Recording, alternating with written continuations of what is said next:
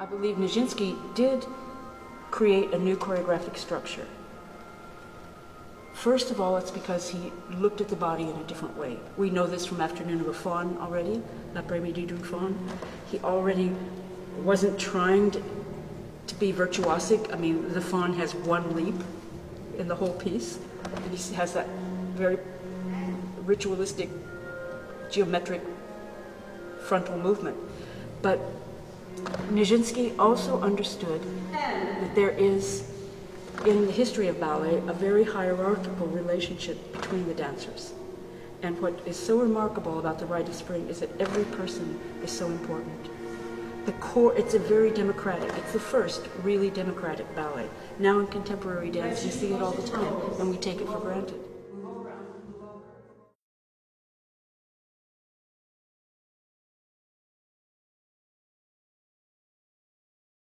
What happens at the end of Act 1?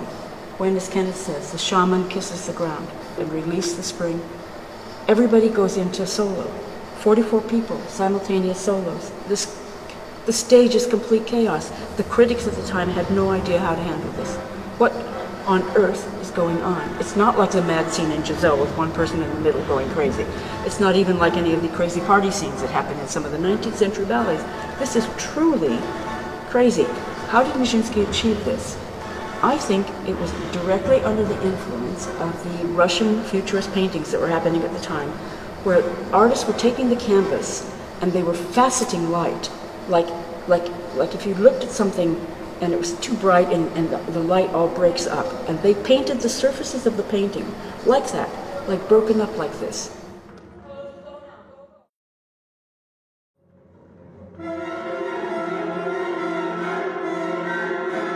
I had Rombert's comments, I had Stravinsky's comments, I had everything the critics had told us. Plus, we had the great virtue of these drawings by this artist Valentin Gross, who did these little sketches, these little pencil sketches. Some of them are very, very detailed, and some of them are very rough. Some of them even were published with bits of music.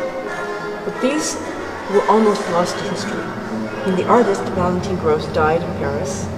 It happened that Richard Buckle, the English ballet historian, went to her flat to see what was there. And in a dustbin, he found these 70 small pieces of tracing paper with these little rough sketches, which had been thrown out. And he understood. He recognized the Rite of Spring.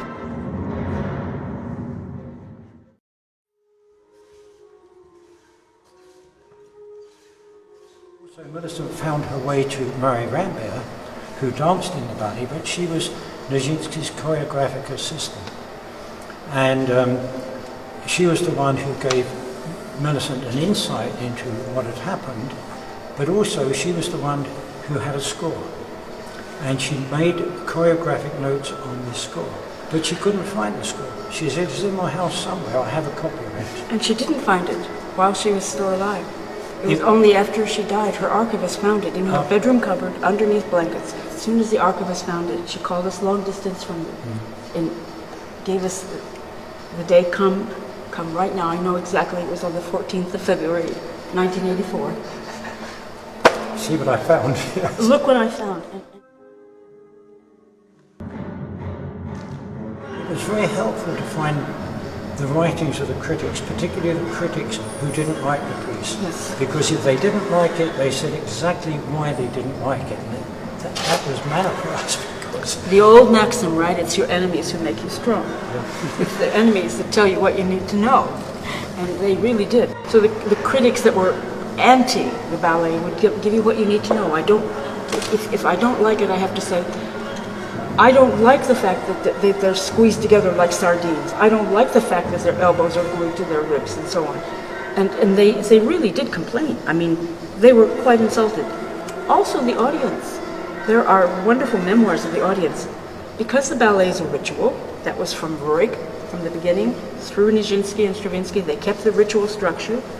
So a lot of the time the dancers have their backs to the audience. If they're in a circle or they're in a square, they are not facing the public who have paid to see this. And the public is used to being addressed. The public is used to being important, and all of a sudden, public's just watching between the legs of people that are blocking their vision. This is one of the reasons for the riot. And this is one of the reasons for the riot, because they said, I paid my subscription, and I'm not going to stand and look at somebody's back. I paid to see them dance.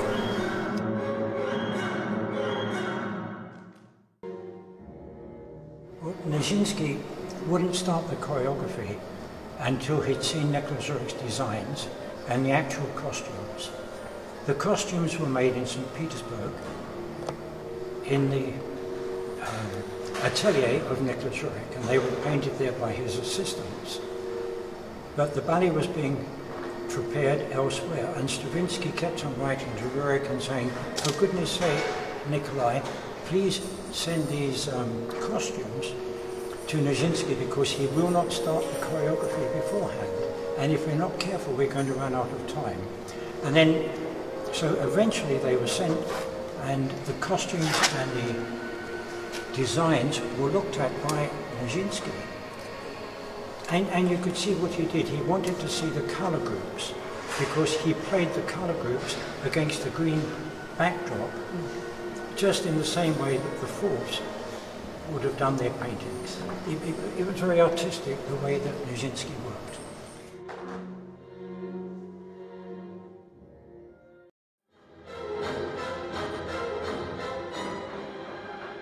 Wonderful relationship that developed between Roerch and Nijinsky, and how Roerch would give Nijinsky little gifts, like these little wooden totems, like what these gestures that the ancestors do when they, or the elders rather, when they walk. There were these little wooden totems that the ancient Slavs used to carry, like as good luck. And Roerch had collected some that he actually owned, and he gave some to Nijinsky. So we know this was this wonderful relationship. But even though the relationship between Stravinsky and Nijinsky was fraught, maybe in the end that was useful. Because Nijinsky's idea was he wanted to show all the music. And at first Stravinsky really resisted this, and it was Rambert who convinced Stravinsky that Nijinsky had a good idea that would actually help people understand Stravinsky's music. Because as one French musicologist has written, Pierre Boulez actually, the conductor and musicologist, he says, it's a complete architecture. The Nijinsky choreography is a complete architecture of the score. And that's what Nijinsky was trying to do. So where you have 5/4 time, 3/4 time, 2/4 time, running simultaneously, instead of just doing fours through the music, Nijinsky does fives, does threes, does twos. Do you understand what I mean? Is that we see every story of the house simultaneously. We're looking in. So it's like you're looking at the page of music on the stage in front of you.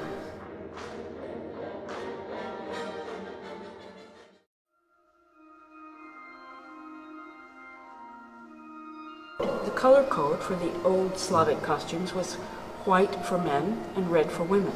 But what to me is so fascinating, because this is a time of the fauvists, the wild beasts in Paris, Matisse, very, very colorful painting going on.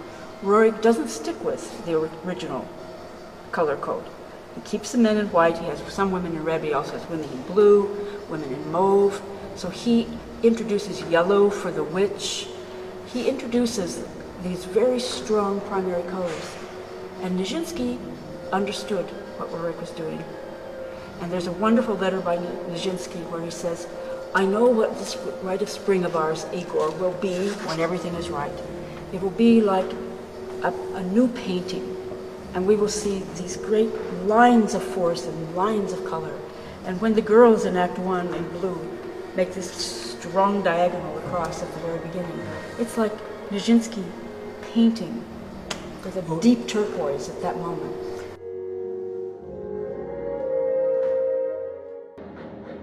We should say something about the scenario, Nicholas Roerch's scenario.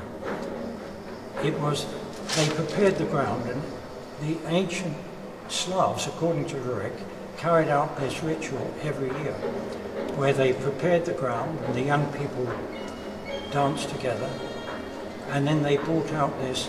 First of all, it started with an old woman who taught the young men how to jump, and by jumping, they could tell their future, what would happen. And then you had games of rival tribes, and the whole idea was to warm the earth and to prepare the earth. And then eventually the elders brought on the oldest and the wisest, who was the sage, and he would look at the sky and the stars, and at the exact moment he would kiss the ground. And when he kissed the ground, he would link the earth with the sky. The energies of the sun god Urillo would be sent down by Urillo, and it was up to the tribe to dance these energies out. And when they danced these energies out, the crops started growing. Now this would happen every year, but they would have to repay the sun god. So in the second act, the young virgin was chosen, and her job was to dance herself to death. She knew it. It was part of the ritual of the tribe. It was a great honor, a very serious one as well. And eventually, once she danced herself to death in this circle of elders, they lifted her body up, and her spirit went, and she became the bride of the sun god Urillo. So this scenario was Rurik's scenario, and it was based on what happened with the ancient Slavs.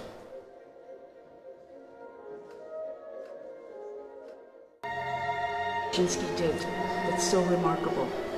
It isn't just about turning the dancers in and divesting them of their technique. It's that he made them important.